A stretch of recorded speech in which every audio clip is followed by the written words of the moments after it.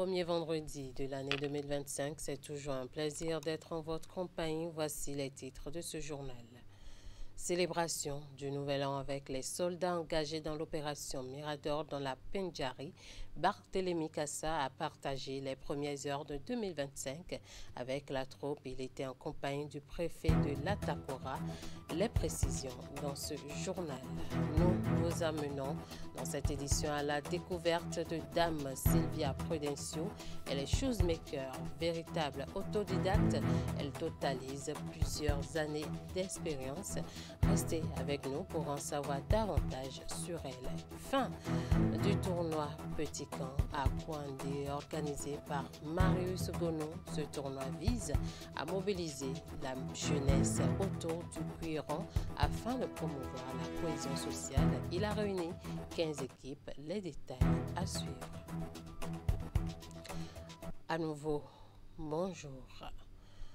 Le premier vice-président de l'Assemblée nationale, Barthélémy Kassa, est allé célébrer le Nouvel An avec les soldats engagés dans l'opération Mirador sur le site de Daga, dans la Pendjari. En compagnie du préfet de l'Atakora, il est allé doper le moral de la troupe tout en partageant avec elle des moments de fête. Alassane Arounan pour les détails. En cette matinée du 1er janvier de l'an 2025, l'honorable Barthélémy Kassa, depuis cette position militaire de Daga dans la Pendjari, en mode cuisinier.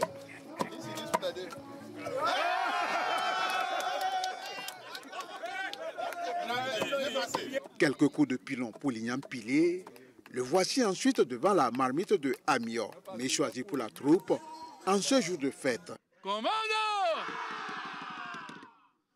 Monsieur l'honorable, Madame le préfet, vous voyez la joie de mes soldats, la joie que nous exprimons aujourd'hui à votre vue, que vous soyez à nos côtés. Nous ne nous sentons pas seuls en ce jour du premier de l'année. Nous savons que vous êtes avec nous, vous nous accompagnez. En compagnie des autorités préfectorales et communales, l'homme du peuple a choisi de passer ce premier jour de l'an aux côtés des forces de défense et de sécurité engagées dans l'opération Mirador. 2024 vient d'être bouclé et grâce à vous, nous sommes là. Alors nous sommes venus pour vous témoigner la proximité du chef de l'État. L'instant d'une visite des différents compartiments de cette position militaire, voici le premier vice-président de l'Assemblée nationale, partageant en toute humilité et dans la convivialité le menu du jour avec toute la troupe. Il y a 2-3 jours, le père de la nation lui-même, le chef de l'État, Patrice Talon, a manifesté à votre endroit la reconnaissance de tout le peuple béninois en allant dans la caserne à Alada pour déjeuner avec vos frères d'armes qui sont là-bas. Moi, j'étais déjà à la position de Dassari. Je me suis dit encore une fois de plus, en dehors de ce que le président a fait à Alada, nous sommes ici à la vraie position, chaude. Cependant, c'était froid. De là-bas, on pense que c'est très chaud. Mais nous voici ici. On vous a vu le moral très haut. Franchement, nous dormons de mieux en mieux et on vous en félicite. On ne peut pas dire cela sans remercier le gouvernement. Je le dis toujours, ça aurait été notre gouvernement. Cette volonté que nous notons, on ne l'aurait pas forcément remarqué. Pour permettre à ces vaillants soldats de continuer la fête tout en restant vigilants sur le champ des combats, un lot de vivres leur est offert. En effectuant le déplacement sur cette position militaire au nom de toute la nation, ces autorités viennent ici doper le moral de la troupe, plus que jamais déterminée à combattre les forces du mal. De plus en plus, les femmes travaillent à mériter effectivement le statut d'être égales à l'homme. Cela se remarque à travers la tendance observée dans nos villes où les femmes embrassent et exercent les métiers autrefois exclusivement réservés au sexe masculin. C'est le cas de Dame Sylvia Prudencio qui répare et entretient les chaussures. Elle totalise plusieurs années d'expérience qui font d'elle une véritable chosemaker, comme on les appelle dans ce métier. Marlène Azinongui nous emmène à la découverte de cette jeune dame qui se démerde bien dans son domaine. Il n'y a pas de sot métier, dit-on. Sylvia Prudencio, mère célibataire et réparatrice de chaussures dans le 10e arrondissement de la ville de Cotonou, en est la preuve palpable. À première vue, le doigté qu'elle applique sur les objets qu'elle doit réparer, on dirait qu'elle s'est fait former. Mais dans le fond, Sylvia Prudencio n'a jamais suivi une formation dans ce métier qui lui permet de joindre les deux bouts au quotidien. C'est parce que j'ai eu à rencontrer beaucoup de difficultés que j'ai commencé à exercer ce métier. J'ai eu un copain qui réparait les chaussures. Ce dernier ne nous nourrissait pas, mes enfants et moi. Mais j'avais l'habitude de le suivre quand il travaillait. J'observais ses faits et gestes. Je n'ai pas appris ce métier. Frustrée par son comportement, j'ai demandé à Dieu de m'aider à m'y essayer. Toujours matinale, cette jeune dame exerce ce métier que d'aucuns qualifient de métier d'homme. Connue pour son travail bien fait avec finesse et minutie, elle est très sollicitée. Au début, j'avais honte, mais cela ne m'a pas empêché de continuer. Quelques années après, les clients affluaient. Cela fait près de 10 ans maintenant que j'exerce ce métier.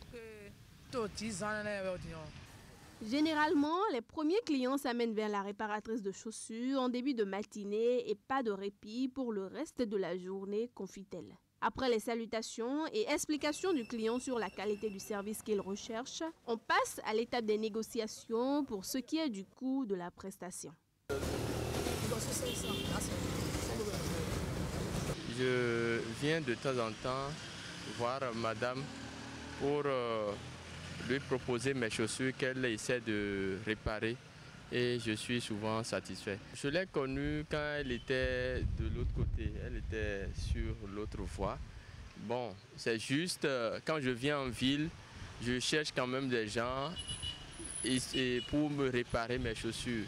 Bon, il faut essayer quand même un jour, c'est comme ça qu'on s'est connus et je pense que je suis toujours satisfait de ces services. Sylvia Prudencio ne s'occupe pas que de la réparation des chaussures endommagées. Elle les entretient avec les cirages et autres astuces dont elle est la seule à détenir le secret. C'est d'ailleurs ce qui marque la différence entre son service et celui que proposent d'autres du même domaine. Je réfléchis et j'utilise beaucoup de techniques pour satisfaire mes clients. Je ne sollicite personne d'autre pour m'aider, je répare les chaussures moi-même. Certains clients disent que je suis un peu chère, mais je leur explique que le prix est proportionnel à la qualité du travail que je leur rends. Ils essaient parfois de me duper. Les recettes quotidiennes de la chosemaker tirées de son travail lui permettent de subvenir à ses besoins et ceux de ses 2 enfants dont elle a la charge. Pour elle, le métier qu'elle exerce nourrit son homme. Il y a quelques années, je faisais 8 000 francs par jour comme recette.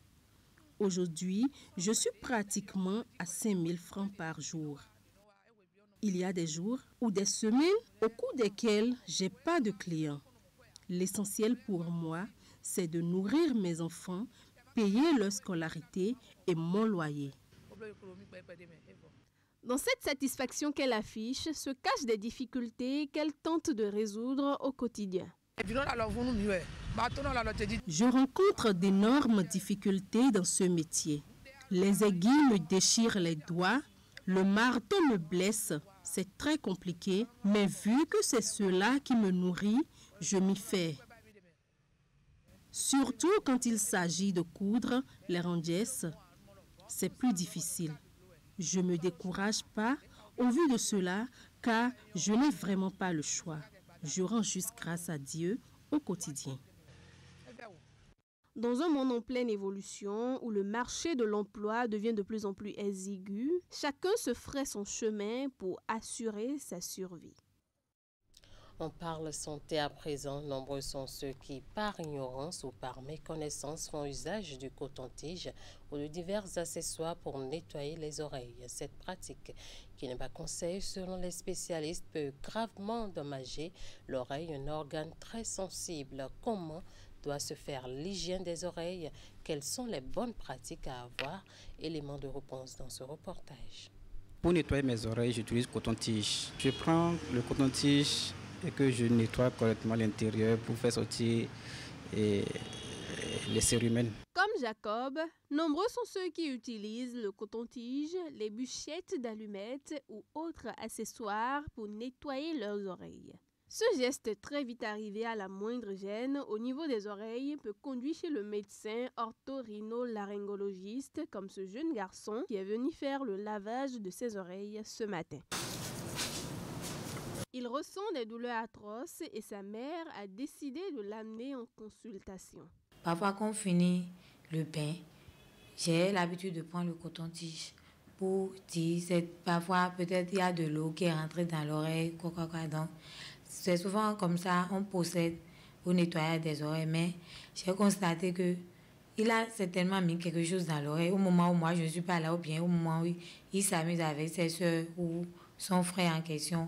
Donc, ce qui a commencé par lui donner des malaises au niveau des oreilles, ce qui nous a amenés ici ce matin. L'oreille comporte deux grandes parties, le pavillon et le conduit auditif.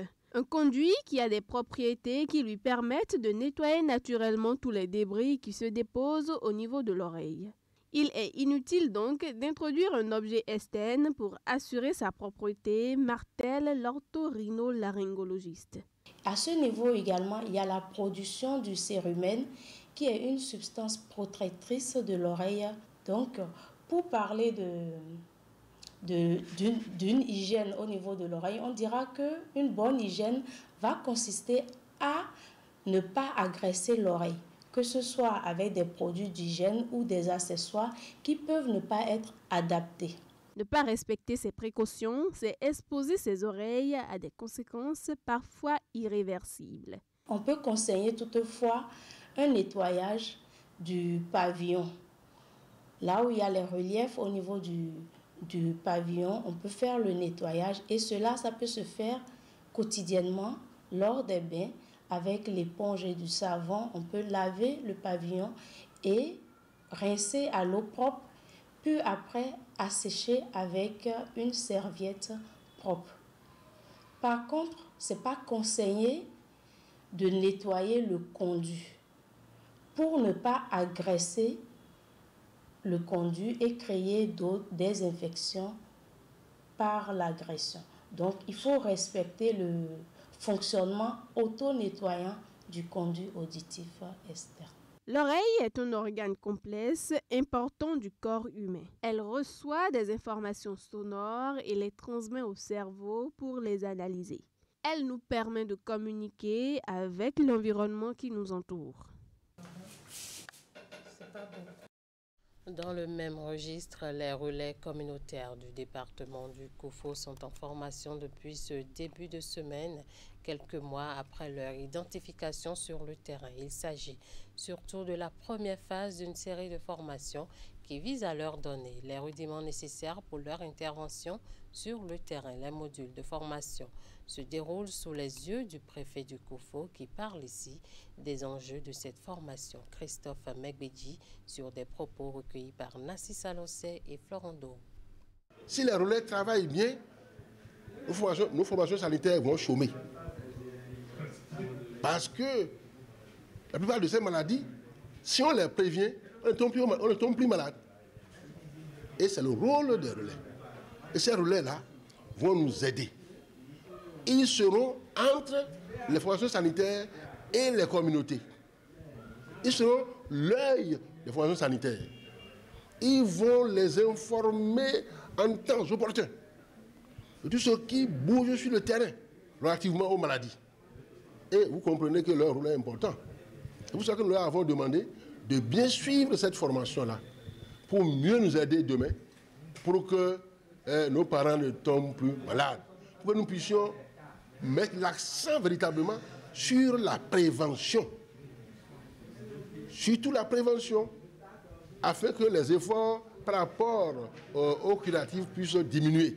C'est pourquoi je vous ai dit, si le travail est bien, si on ne tombe plus malade, nous allons économiser nos sous que nous allons orienter vers l'éducation de nos enfants, vers d'autres réalisations.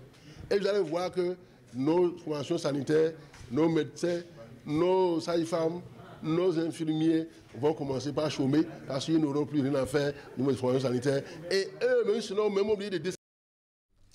Le tournoi Petit Camp, organisé au quartier Marie à Kouandé, a connu son épilogue le 31 décembre 2024. Je l'annonce en titre, organisé par Marius Gono. Ce tournoi qui a réuni 15 équipes au départ vise à mobiliser la jeunesse autour du sport roi en vue de promouvoir des valeurs de vivre ensemble.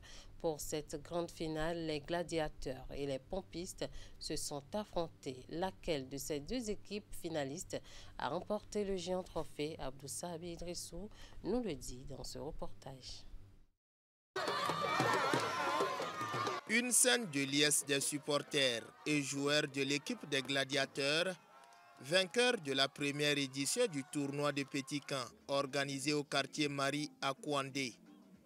Avant d'en arriver à ce sacre, les tenants du titre vêtus en bleu ciel ont affronté l'équipe des pompistes en vert au cours de la finale dont le top est donné par le promoteur et ses invités de marque. Qui a lancé la balle et oui, c'est le promoteur, monsieur Marissa. C'est Robert Goulou qui lance. Et c'est parti, merci beaucoup. Une souveraine ovation, s'il vous plaît. C'est parti pour 2 fois 30 minutes de jeu. Pompis récupère avec le 14. 14 toujours, pas pour longtemps. Passe décisive et tir cadré. Les gladiateurs ont dominé leurs adversaires qui ont opposé une résistance farouche sur toute la ligne. Toujours gladiateur. Il faut l'intervention. Quelle intervention? 0 but partout. C'est le score qui a sanctionné les 60 minutes de jeu. Il a fallu l'épreuve des tirs au but pour que les gladiateurs viennent à bout des pompistes à l'évidence moins en jambes. Je rends grâce à Dieu pour la foi qu'il m'a donnée du début jusqu'à la fin. Longue vie au promoteur de ce tournoi pour la première édition à Kouandé. Paris gagné pour le promoteur qui a ainsi offert un cadre idéal de divertissement et de promotion du football local. Je voudrais, avant de placer mon mot, remercier les sages qui sont venus soutenir l'événement. Remercier le promoteur, M. Gounou Marius, qui est un jeune exceptionnel pour moi. Il faut d'abord l'applaudir. Grâce à cette initiative, Marius Gounou a pu mobiliser la jeunesse autour du sport roi. Je pense quand même individuellement, chaque équipe qui a pu participer a constaté de façon personnelle ce qu'il vaut en termes de football et ce qu'il vaut en termes de jeu collectif. Donc vous l'avez constaté. Et en passant, vous constatez tout ceci et ne peut pas être une réussite sans un comité d'organisation que je remercie sincèrement. L'équipe sacrée championne enlève ainsi le géant trophée, une enveloppe financière et des jeux de maillot. L'équipe vice-championne qui n'a pas démérité repart avec des lots de consolation. Toujours Parlons Sport 2024, c'est terminé et sur le plan sportif, le Bénin n'était pas du reste. Au nombre des disciplines qui l'englobent, on retrouve quelques-unes qui ont fait flotter le drapeau national au plan régional et mondial avec à la clé des performances inoubliables.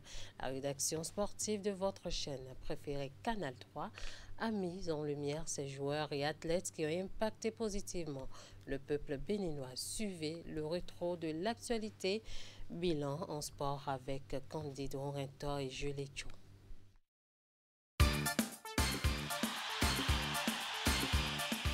Le sport béninois a été marqué par de nombreuses prouesses au cours de l'année 2024.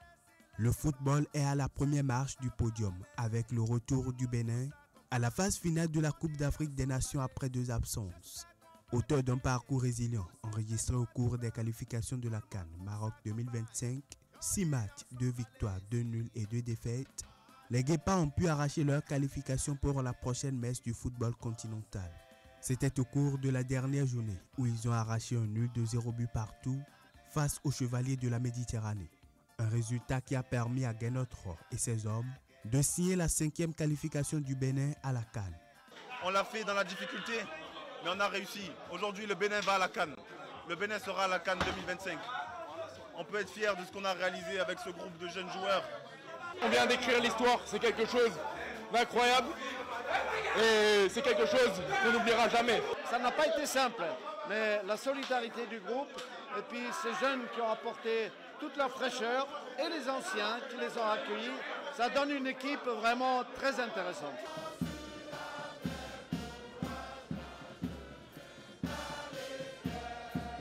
Une autre grande prouesse réalisée au cours de l'année 2024 par le sport béninois, c'est au niveau de l'athlétisme, reine de toutes les disciplines sportives.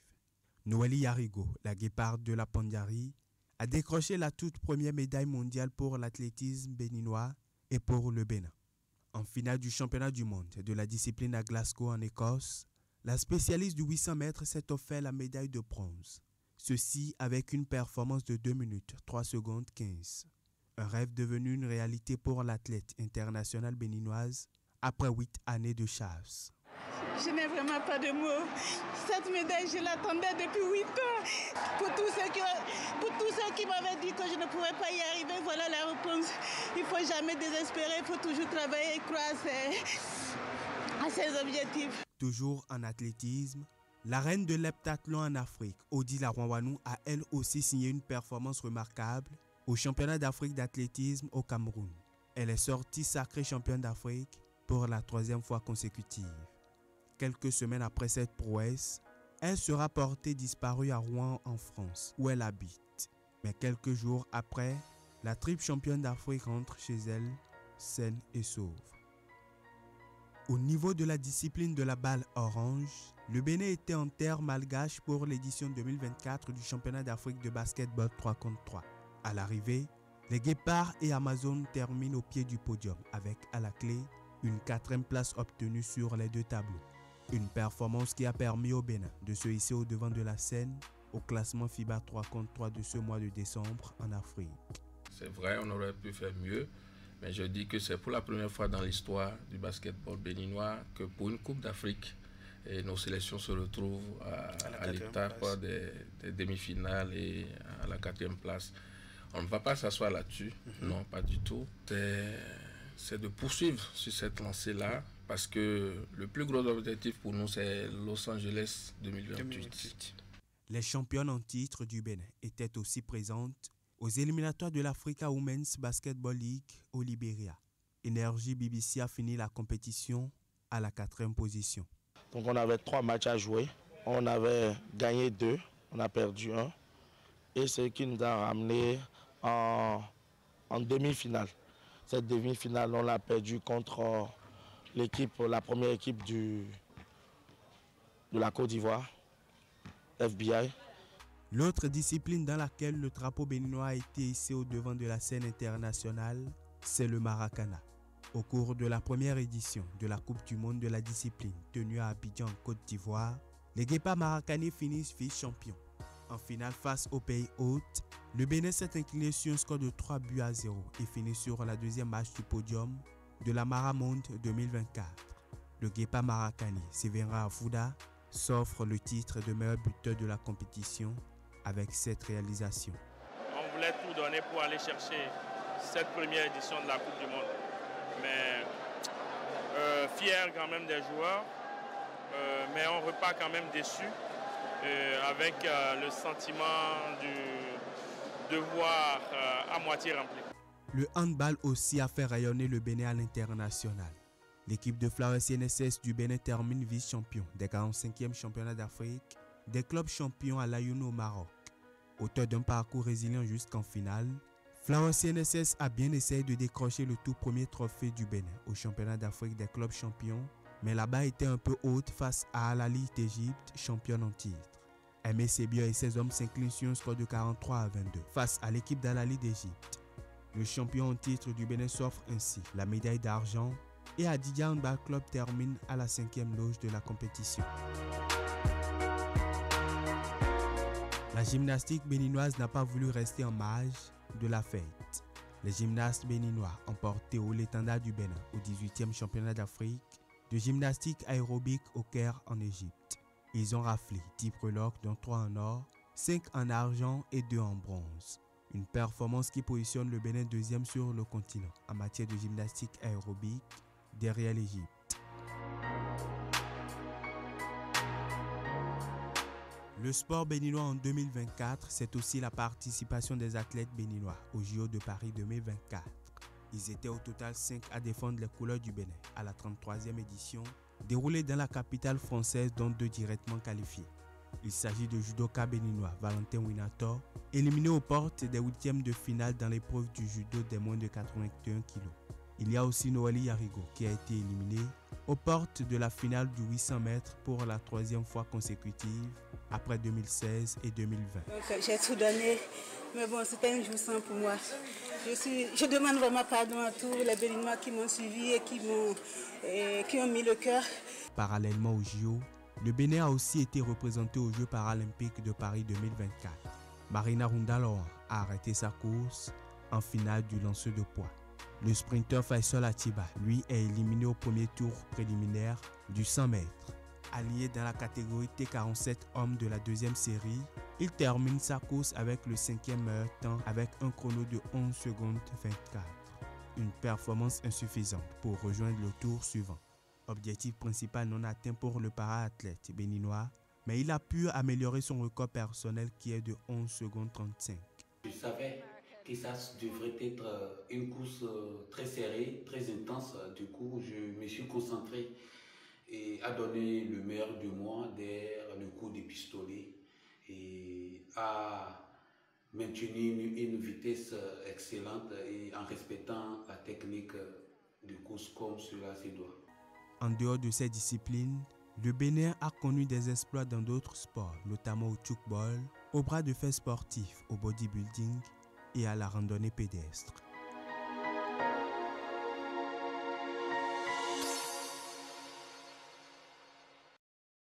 Voilà qui boucle cette édition. Merci de nous avoir suivis. Merci à toute l'équipe de rédaction, de réalisation et de diffusion. Passez un très bon après-midi en compagnie des programmes de Canal 3 Bénin.